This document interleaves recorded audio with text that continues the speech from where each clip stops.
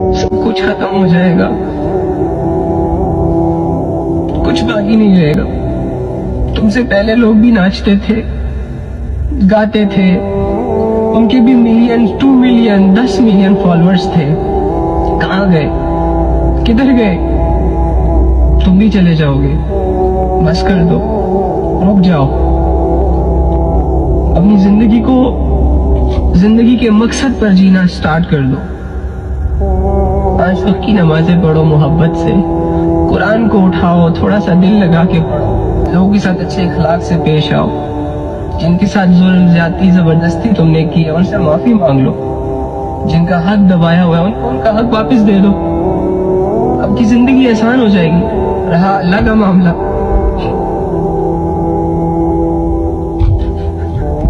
अरे यार अल्लाह को तो अल्लाह ने तो वैसे ही राजी हो जाना है, उसको तो मनाना भी नहीं पड़ता। बस सिर्फ दिल में सोचना होता है कि यार अब गलती कर बैठा हूं, माफ कर देता है वो अलीम बिज़ाति सुदूर, वो तो दिलों की बातों को भी जानता है। तुम भले अपनी जबान से तौबा के अल्फाज अदा न करो, तौबा का तस्वुर ही तुम्हारे सारे गुनाहों को माफ कर देगा। तुम्हारी बहुत कदर करता है यार, तुमसे बहुत मोहब्बत करता है। आ जाओ अपने अल्लाह के पास प्लीज, अभी आओगे ना?